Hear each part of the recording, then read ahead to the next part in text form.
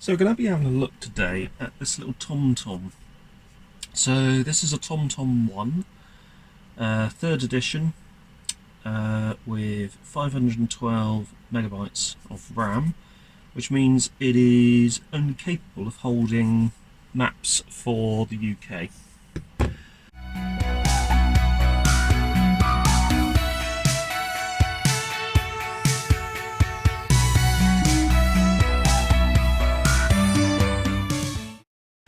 Now, they did do a 1 GB version of this, which would also hold maps for Western Europe. And I am curious to see if the medium that they used was just a simple SD card, obviously inside the case, or if they actually used some soldered in RAM chips. Now, unfortunately, surface mount soldering is beyond my equipment levels at this precise moment, but I would imagine that you could upgrade one were they surface mount. But obviously they may have used completely different boards as well, so who knows. The only way we will find out though is if we get inside of it. So this unit dates from, I'm trying to think actually, I was given it one Christmas back in 2000 and I want to say 2008. That makes sense. Yeah, 2008 I think I was given this. So it is quite an old unit now, and it has been superseded by, simple apps on your phone. But there is something still quite useful about having one of these standalone ones, especially if you've got an older car and you don't want to use your phone for your sat-nav. Especially if you're on, say, a limited data plan and you're using something like Google Maps, which have to load in all of the maps as you're driving along. Devices like this actually have the maps all fully loaded, but it does mean that you do need to update them on a fairly regular basis, so that latest maps are applied, latest places of interest are applied, all of that sort of good stuff. This one hasn't been updated since 2009, and I did use it on a regular basis until probably around 2013, 2014 or so. But at that point I started using the TomTom app on an iPhone that I've got. So let's see if we can break into this. I've just removed these 4 screws which use a Torx fitting. Let's see if we can gently prise this open somehow. So, actually it might be worth getting these up and seeing if there is anything underneath these sticky parts. It's not something I would put past the manufacturers of this. So let's get a suitably sized screwdriver bit and see if these lift up at all.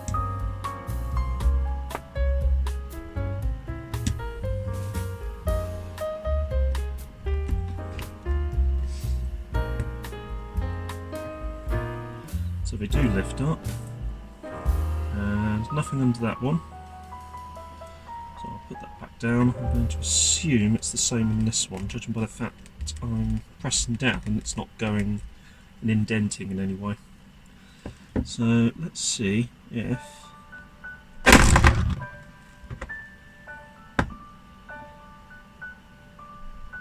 gently applying pressure into here and separate it. I know I should be using some kind of plastic spudger type thing, but hey,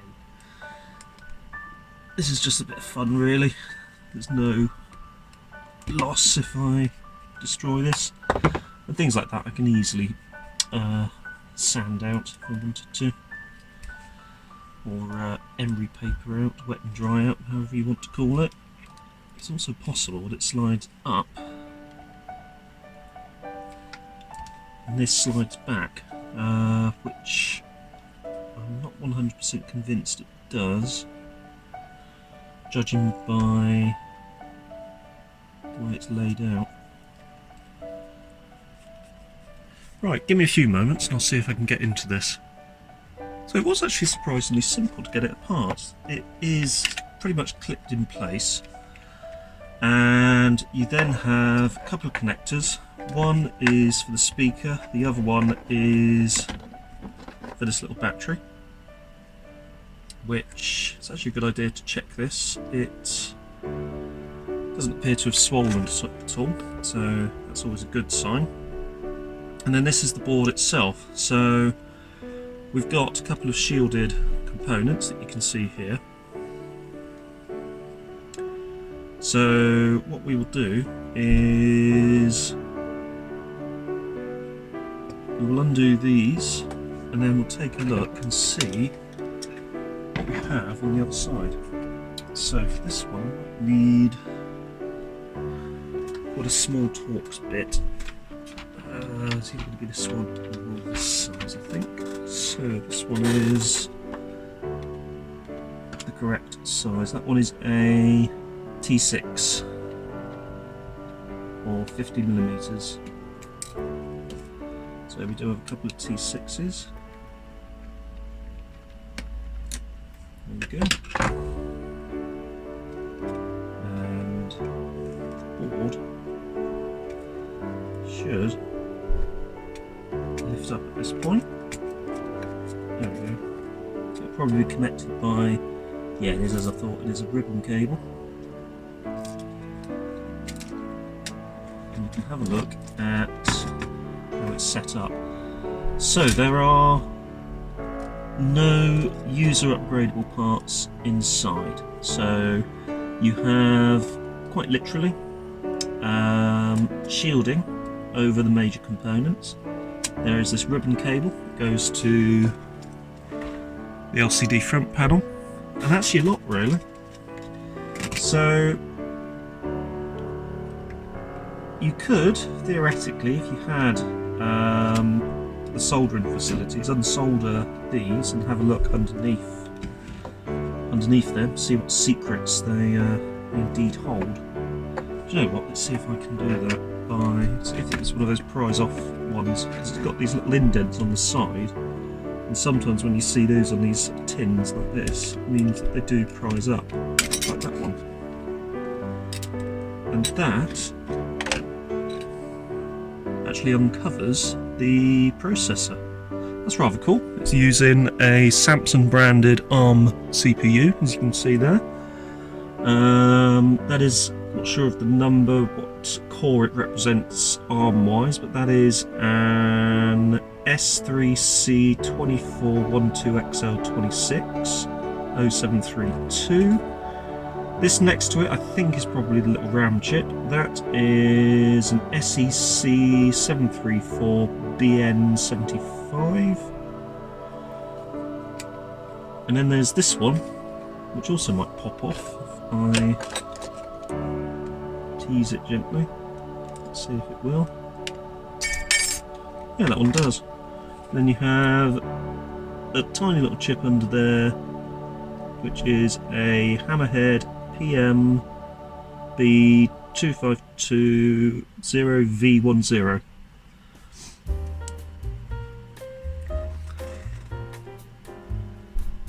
And that really is your lot. So we'll put these back on, we'll put it back together,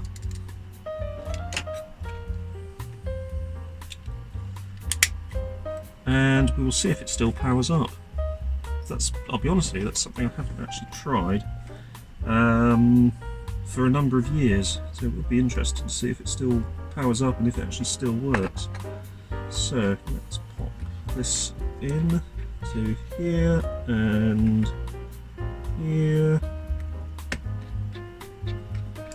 There we go. And then we have this top one is the speaker, and the bottom one is the battery. There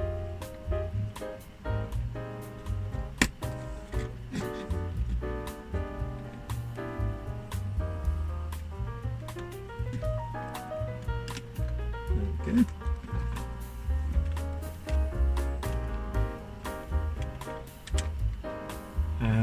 and there.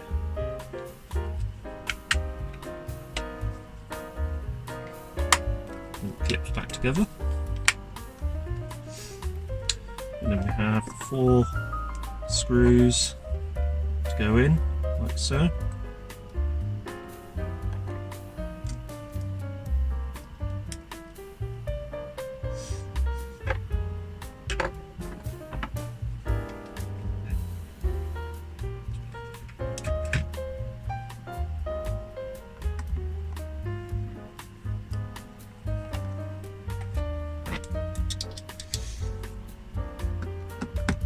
There we go.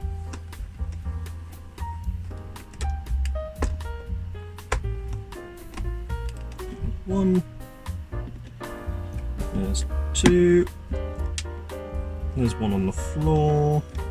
Never to be seen again, knowing my luck. And there's 3.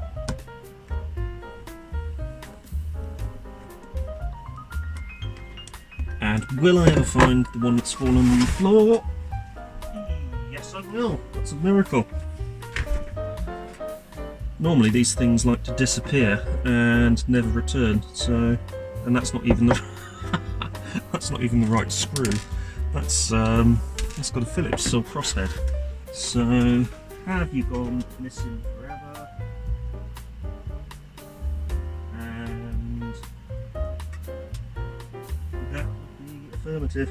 I think it has. However,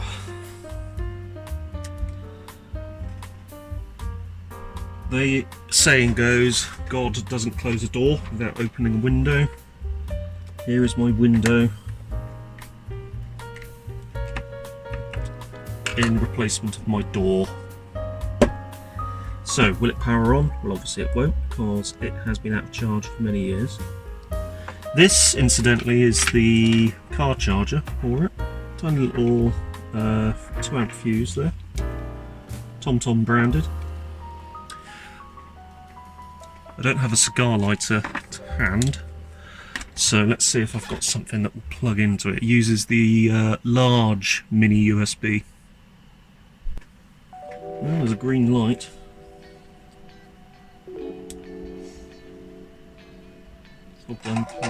Power button. That's always a good sign. Let's just come up. God, that takes me back. There it goes, loading its software. TomTom 1. Yeah, that's going back some. This was their entry-level offering as well, and for an entry-level offering, it wasn't actually too bad. Look at that, you can actually see where it was last used was when I lived in Bristol. So GPS signal has been lost. I wonder if the GPS signal will ever come back.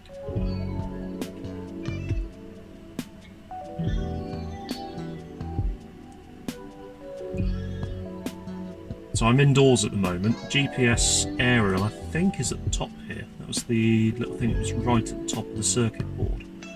And they generally tended to work if they were in direct line of sight. So not direct line of sight of the satellite, but in direct line of the outside.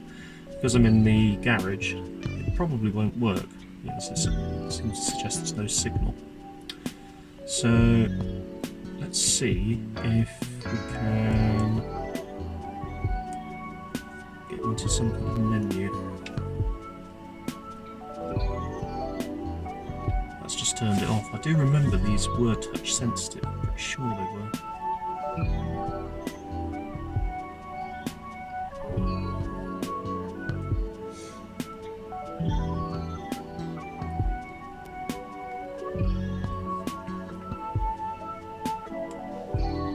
Yes, they were. There we go. It takes a good, sturdy press to make it happen.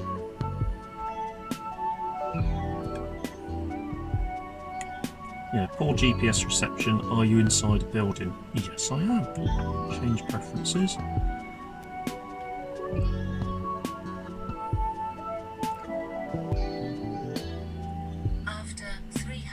meters, you have reached your destination. The traditional voice.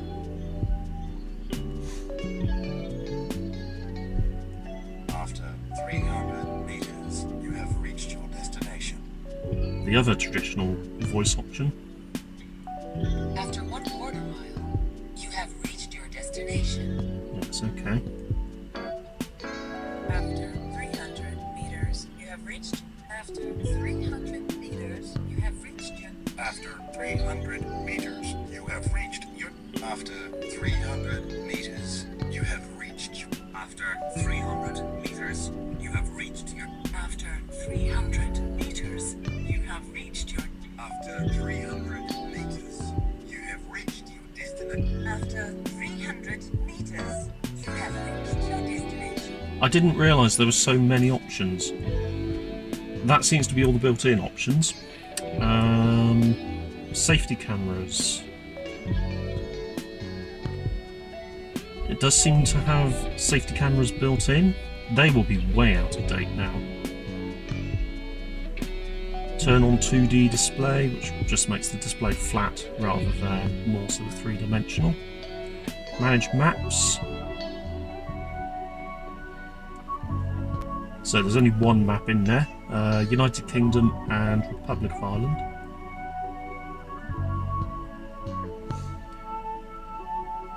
And... oh, hang on a minute, has it actually found... no, it hasn't. So it's still searching for a GPS signal. I suspect if I have it closer to a window, it would probably get a signal and have a chance of working. But yeah, that was a nice little journey inside of it. It's interesting to see